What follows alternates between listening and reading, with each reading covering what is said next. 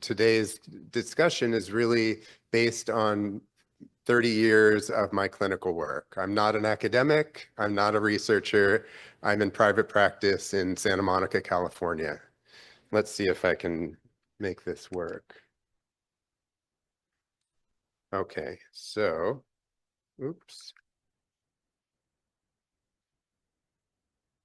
There we go. Okay. All right, so I call this the intersection of attachment, nervous system regulation, and positive psychology because those are three of the areas that I believe help people sustain recovery, sustain healing from any kind of addictive compulsive behaviors. And so that's what we're going to be focusing on today.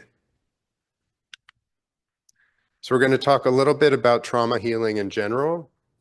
I'm going to talk about cultivating connection, talk a little bit about attachment and addictions, and everything that I'm talking about today is very abbreviated because of the time that we have together.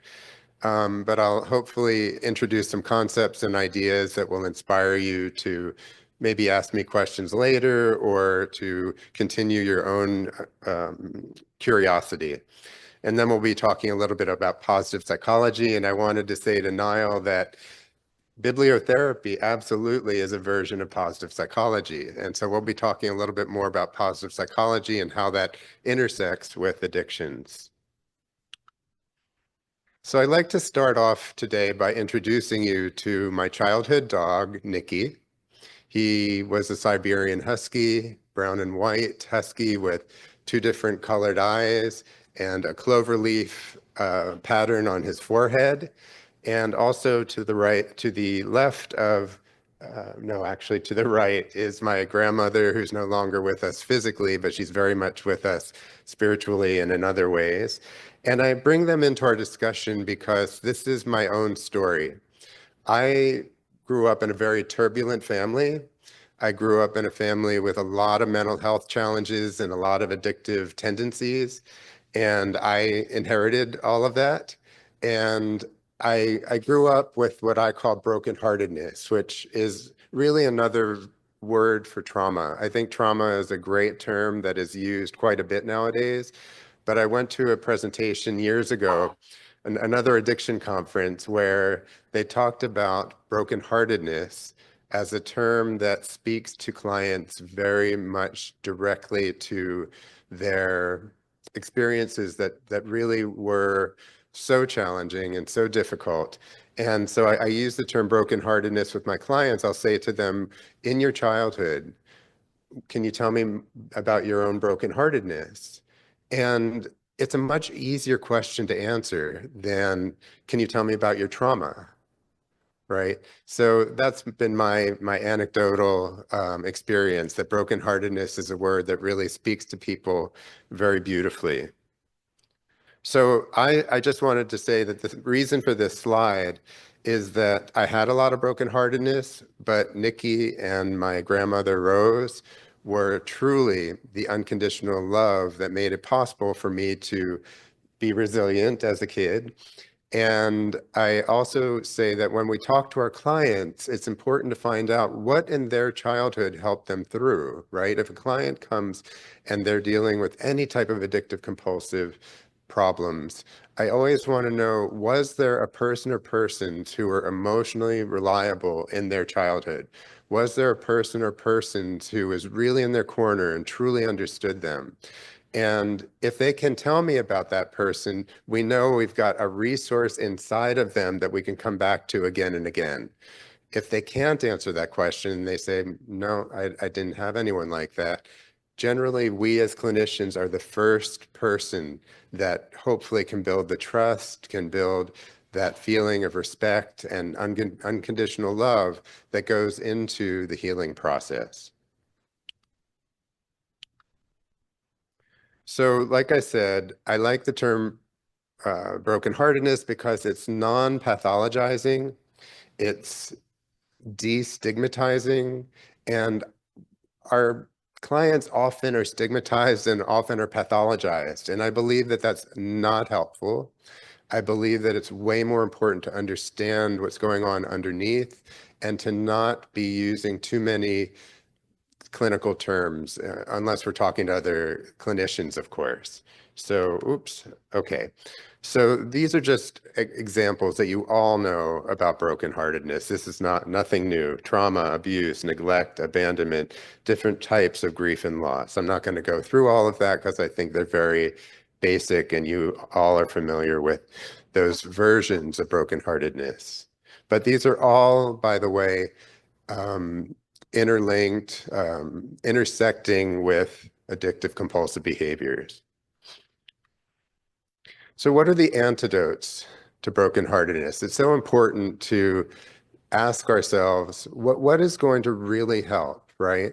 And I believe that connection, and I'm going to talk a lot about connection today, connection is really a huge component of healing, right? A huge component of finding one center, both internally and externally.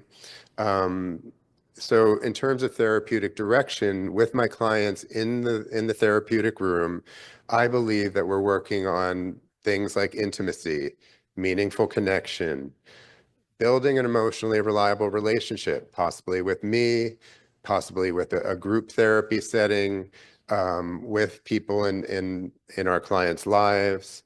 And then I'll be talking later this afternoon about attunement. And attunement is not just relational, right?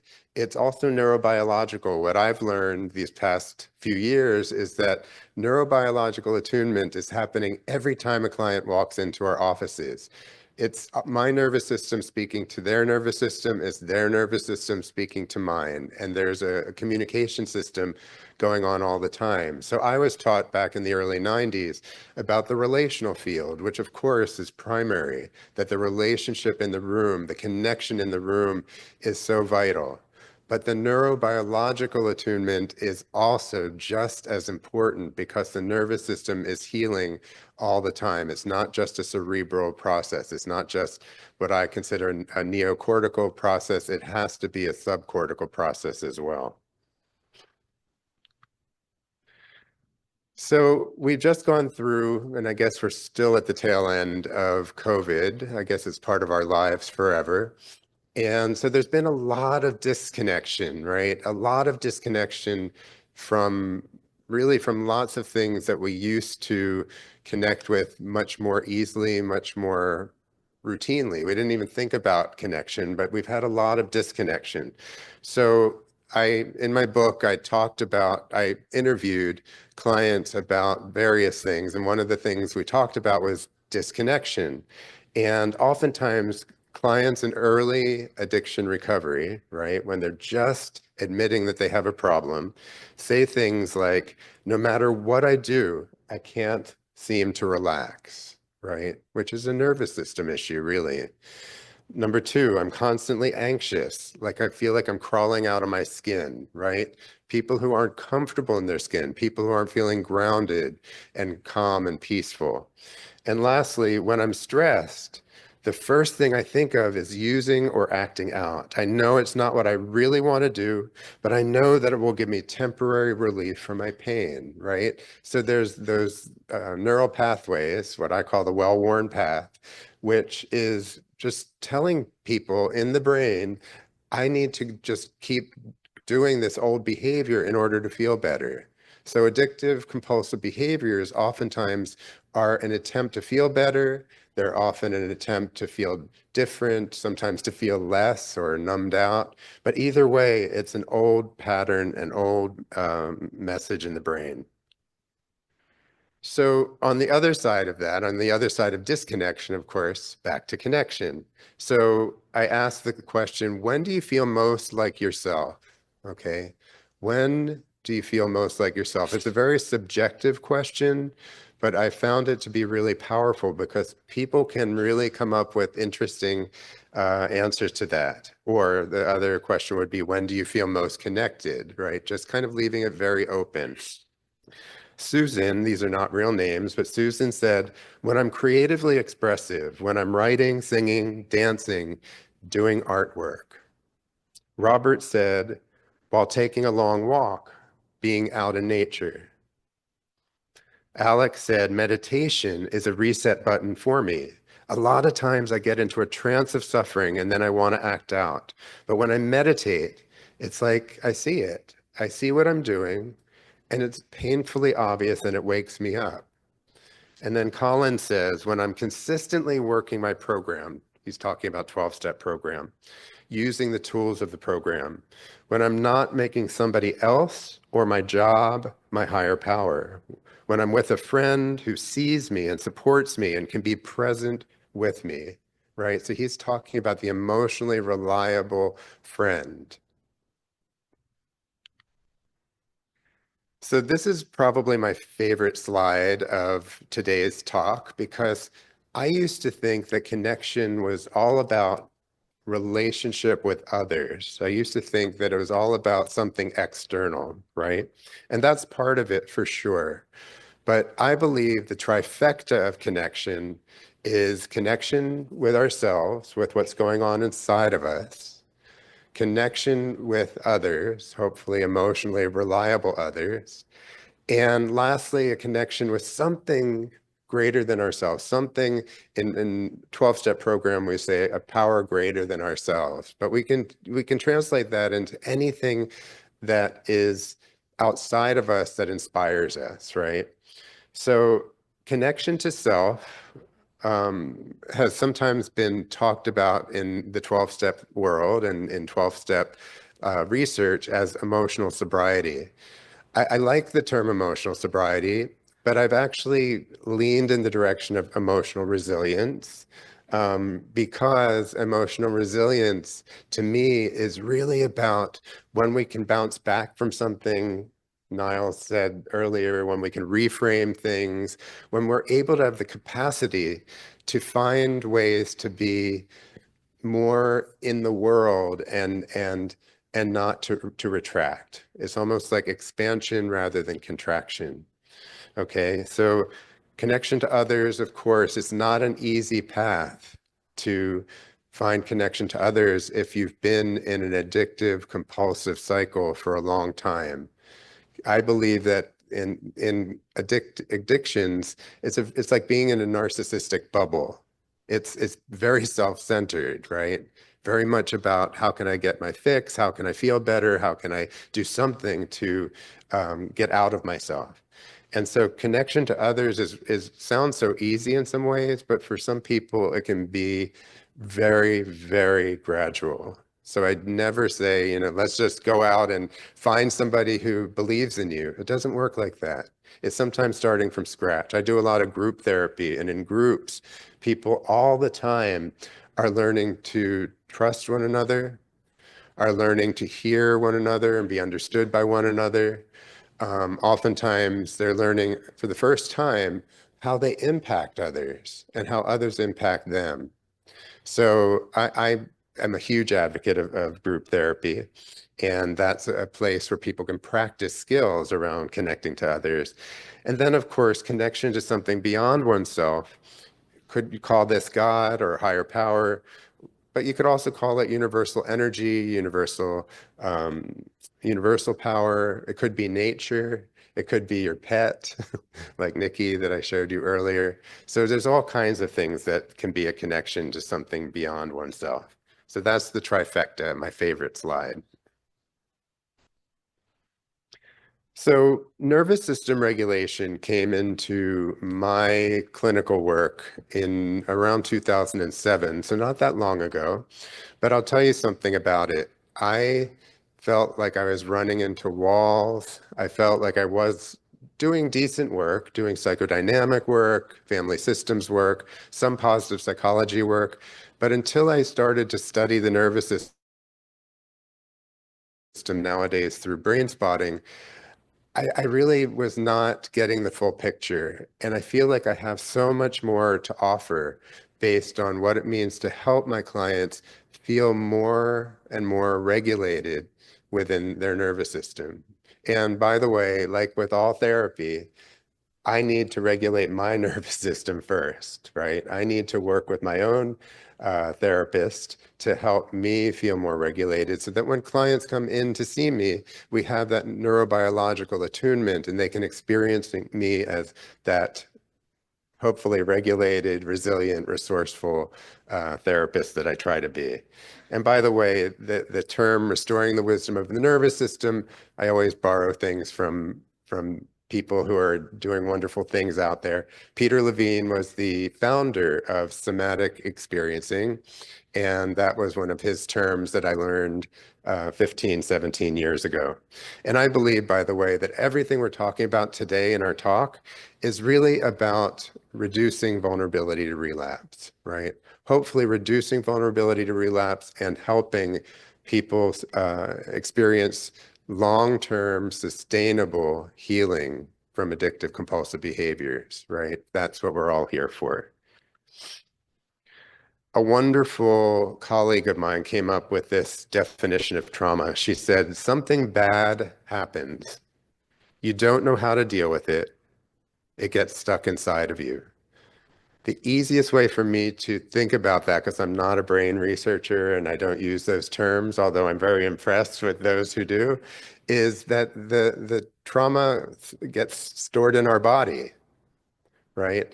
And the subcortical system is like a warehouse. You could think of it like a Amazon warehouse, and it has lots and lots of memories that were too much to process at the time. So when I'm talking to clients, I will sometimes say, sometimes bad things happen. I was going to say something else, but sometimes bad things happen. You don't know how to deal with it, and it gets stuck inside of you. So in your subcortex, it's actually very clever, right? That if we can't deal with something at the time, it just stays within us. It gets stored. It just stays there. So in somatic work and nervous system regulation work, we're trying to take one memory, um, I think there's a researcher that talks about capsules, where we take capsules off the shelf and we work with that a little bit at a time, okay? And The Body Remembers is a very old book by Babette Rothschild. And this, I can't remember what year it came from, but I love that expression. The body does remember. When I was working mostly from a different modality, mostly talk therapy, which I love, by the way, it was helpful, but the body remembers. So in order to really do the deeper healing, I believe that working with the body is where it's at. Okay, there we go. So these are just some phrases that clients will talk about when they feel dysregulated, okay? I feel so moody most of the time. Why do I always feel so worried and so stressed out? My life looks okay on the outside, but on the inside, I feel like a wreck. I get a lot of clients who are functioning. They're kind of doing their lives. They might be early in recovery, but they just feel awful inside. And so the therapeutic goal is to build somatic awareness, right? Awareness of the body, to feel more like yourself more of the time. Again, very subjective, but to feel more like yourself more of the time. To move more efficiently from a dysregulated state to a regulated state, okay? So some people don't even know when they're dysregulated, right? So that's part of what I'm working with, is helping them gain awareness. This is a very old expression. Donald Hebb, a neurophysiologist in 1949, 75 years ago, said that neurons that fire together wire together, which I think is fascinating that this gentleman came up with this in 1949. So I call it the well-worn path, which is the addictive compulsive behaviors. And then in therapy, in whatever healing modality is being used, the hope is that there's going to be new neural pathways. Neuroplasticity is the term we've come up with, which, by the way, when I was in grad school, we didn't even know about neuroplasticity. So I find this all very exciting that we've learned so much since then. But we want to, of course, move in the direction of healing and connection, right? Internal healing and connection in general. So some points to remember is that hopefully when someone feels more regulated more of the time, it reduces one's vulnerability to relapse. That psychoeducation alone can help regulate the nervous system. When I talk to people in my office about their nervous system, it's kind of amazing. All of a sudden they feel empowered. They feel some agency. So they already are feeling some hope that something is going to get better, that nobody's talked to me about my body before. Nobody's talked to me about my nervous system. And then, of course, therapy in general, 12-step work in general provides nervous system regulation. And really moving from dysregulation to regulation is a lifelong challenge for all of us, not just for folks with addictive compulsive behaviors. For instance, I had a bad cold last week, and I definitely was feeling a little bit depressed. I was feeling a little bit disconnected. I was feeling a little bit like I was hibernating a little bit. Nothing wrong with any of that. It was part of my cold, but that's an example of a dysregulation, right? So luckily, I got to Baltimore and I feel a little more regulated today, but I had to work on that and have the awareness that I was not feeling like myself last week, and this week I'm feeling more like myself. So that's hopefully what we're teaching our clients as well. This is Bowie. Bowie always is my nervous system regulator. He's my 12-year-old Cocker Spaniel mix. And I share this because, like I said before, I used to think that regulation was always about self-regulation. I have to regulate myself. I have to make myself feel better. And in actuality, it's more than that. It takes a village, really. And so Bowie happens to be my greatest example of what we call co-regulation, right, with another creature or another human being. It's also could be called mutual regulation. Either one works.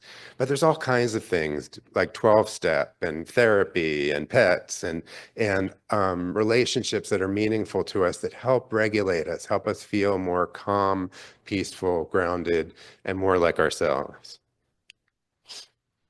Okay, so quickly, this is kind of my attachment slide.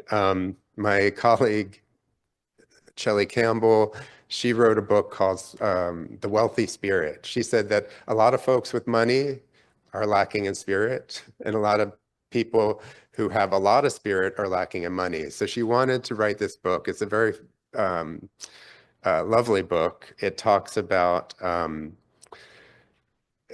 it's a page a day book where it has a affirmation and then a little story and then a little like proverb or something like that. But what I like about Shelley's images is that where are your dolphins? If you think about your life, okay, and I'm asking all of you, if you think about your life, who are the dolphins in your life? Right? Who are those people who are really there in they have your back. They're very available to you. They're fun, they're playful, they're loyal. Dolphins are one of the few animals in the animal kingdom that enjoy sex, right? So they're sexual. They also have impeccable communication systems. So who are your dolphins? I hope you all have at least one or two dolphins. And we all have dolphins. What Shelley says, we all have dolphins, but we also have sharks and tuna in our lives. And within ourselves, we have dolphins, sharks, and tuna. And I'm not going to go into the whole theory that she developed behind it, but it's okay to recognize that our shadow side could be a shark or a tuna. But how do we cultivate the dolphin inside of us, and how do we surround ourselves with dolphins, right? That's where I think the connection grows, where we feel more part of the world, more part of a community, and actually more regulated. There's our dolphin. There's our shark. And there's our tuna. Okay. I knew they were somewhere in there. I wasn't sure. They must have been swimming away or something. Okay, so let's talk about attachment. This is a slide that could take a whole talk in itself. But what I want to say about attachment is that I used to believe that attachment was the direction, sorry, secure attachment was the direction we were all supposed to go toward with our clients. And what I have found is that it's not about that really. It's more about identifying the barriers to secure attachment and then working on those barriers with our clients, right? So again, because of the relational field, it's so helpful for us to know our own attachment styles, which I'm not going into today, but to also know that attachment is really part of something that we live with really from the time we're born. And so it's very much a part of our brain system and very much a part of our tendencies around relationships in general. So there's a expression in the psychoanalytic community, and it's the third box down. We are most defended against our greatest needs. I'll say that again. We are most defended against our greatest needs. And what they mean by that is that our greatest needs are really about feeling heard, seen, understood, valued, respected, right? But we're often, because of experiences in our life, we often protect ourselves against those things. So it's that, you've probably seen this before, it's a little bit of this, right? We want it and we protect ourselves against it. So the idea is that the healing path, especially with folks who have been in their own narcissistic bubble of addictive compulsive behaviors, is to help them understand, again, the barriers that get in the way of feeling more connected.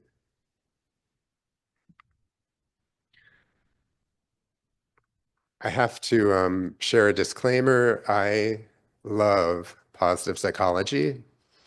I really stumbled into positive psychology around the year 2000. And for those of you who aren't familiar with positive psychology as a research and clinical branch of psychology, in 1998, Dr. Martin Seligman from the University of Pennsylvania in Philadelphia, he was the president of the APA, the American Psychological Association. And they're always asked as president, what would you like the theme of this year to be? And he coined the term positive psychology. And the reason he did that is he actually came from a background where he studied depression and what he called learned helplessness. And what was interesting about that is he was actually in the 60s and 70s really trying to understand how to help people with depression. But I don't know this for sure, but I think he just one day woke up and said, well, if I'm talking about learned helplessness, can I also be talking about learned optimism, right? Which was a paradigm shift, needless to say. And what he did was he wrote a book about learned optimism, he researched learned optimism, and he was working at his university very intensively around these issues.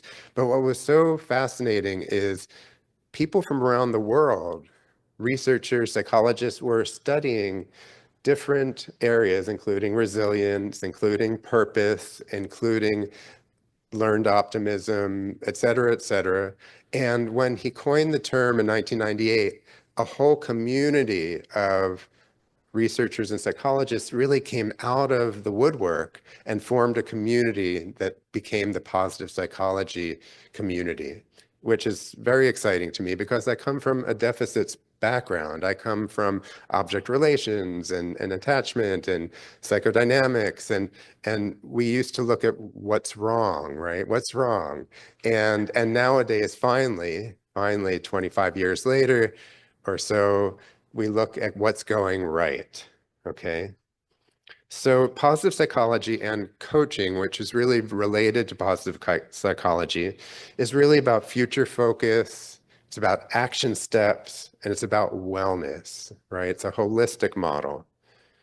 Now, long-term sustainable addiction recovery may include things like resilience, gratitude, contentment, and purpose. And all these things are being studied all the time. There's research studies coming out all the time, especially on gratitude.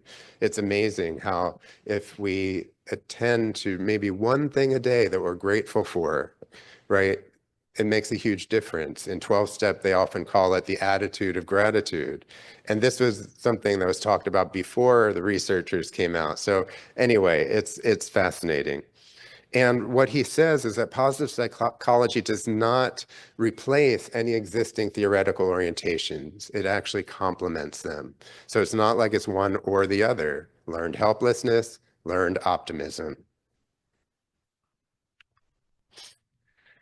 So I'm not sure where I am on time, but oh, thank you, Niall. Appreciate that. So probably all of you have heard by now that we're biologically wired for connection. We're biologically wired for connection. We know that through the research that's come out in the past few years. And it also is true that love and belonging and connection all regulate the nervous system. It's where we feel more resourceful, it's where we feel more resilient. And so what Johann Hari tells us is that the opposite of addiction is not sobriety. The opposite of addiction is connection. And with that, I would love, this is my contact information. These are the books that that I've written the last few years. By the way, my books are written about compulsive sexual behavior, but they're very applicable for all addictive compulsive behaviors. So I always mention that because everyone says, oh, it's not about the sex. Is that about sex addiction, which I don't even use that term anymore.